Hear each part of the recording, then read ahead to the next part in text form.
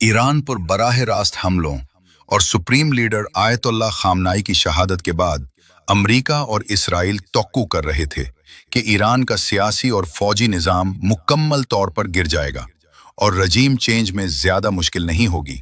मगर इसके बरक्स न सिर्फ ईरान का निज़ाम हुकूमत फ़ाल है, बल्कि फ़ौजी ढांचा भी काम कर रहा है। ईरान कई दिन से ऐन अमरीकी अहदाफ और इसराइली सरजमीन को देसी साख्ता बैलिस्टिक मिसाइल्स और कम कीमत वाले ड्रोन से बराह रास्त निशाना बना रहा है और रोजाना सैकड़ों ड्रोन्स और मिसाइल्स दाग रहा है, जिन्हें रोकने के लिए अमरीका और खलीजी ममालिक महंगे फजाई दिफाई निज़ाम और इंटरसेप्टर मिसाइल्स इस्तेमाल कर रहे हैं। रिपोर्ट्स के मुताबिक अमरीका और खलीजी ममालिक के पास इन मिसाइल्स की महदूद तादाद मौजूद है और वो जल्द दबाव में आ सकते हैं। लिहाजा इस जंग के नताइज का अंदाजा इस बात से लगाया जा सकता है कि कौन ज्यादा देर तक मैदान जंग में टका रहता है और पहले किस फरीक के पास हथियारों और मिसाइल्स का जखीरा खत्म होता है। ईरान अपने मिसाइल प्रोग्राम को दिफाई हिकमत अमली समझता है। ईरान के पास महदूद रेंज के साथ साथ दूर तक मार करने वाली मिसाइल्स मौजूद हैं और ड्रोन्स की भी बड़ी तादाद मौजूद है। अल जजीरा के मुताबिक ईरान की मिसाइल फोर्स को मशरिक़ वुस्ता की सबसे बड़ी और मुख्तलिफ सलाहियतों वाली फोर्स करार दिया जाता है, जो बैलिस्टिक और क्रूज मिसाइल्स पर मुश्तमिल है।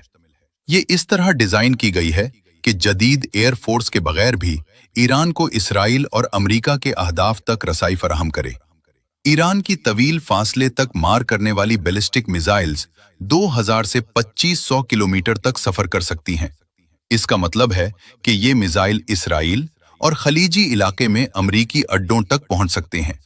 इसी तरह दरमियानी फासले की मिसाइल्स की रेंज 1500 से 2000 किलोमीटर तक है, जबकि करीबी फासले तक मार करने वाली मिसाइल्स 150 से 800 किलोमीटर तक हदफ को निशाना बना सकती हैं।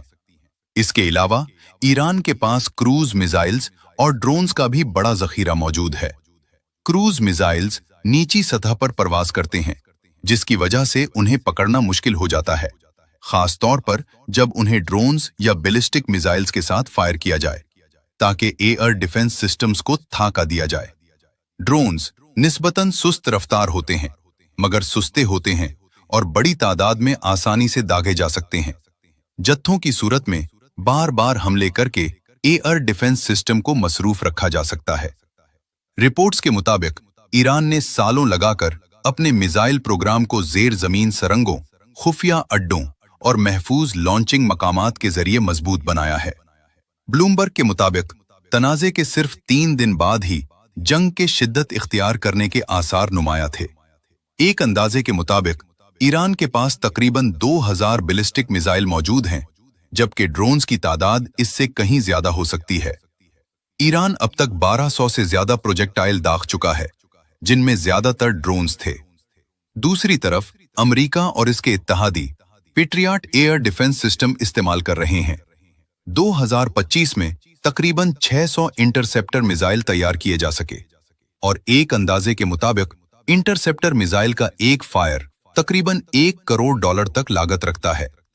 मार्को रूबियो के मुताबिक ईरान हर माह 100 से ज्यादा मिसाइल तैयार कर रहा है, जबकि इसके मुकाबले में इंटरसेप्टर मिसाइल्स की तैयारी की रफ्तार कहीं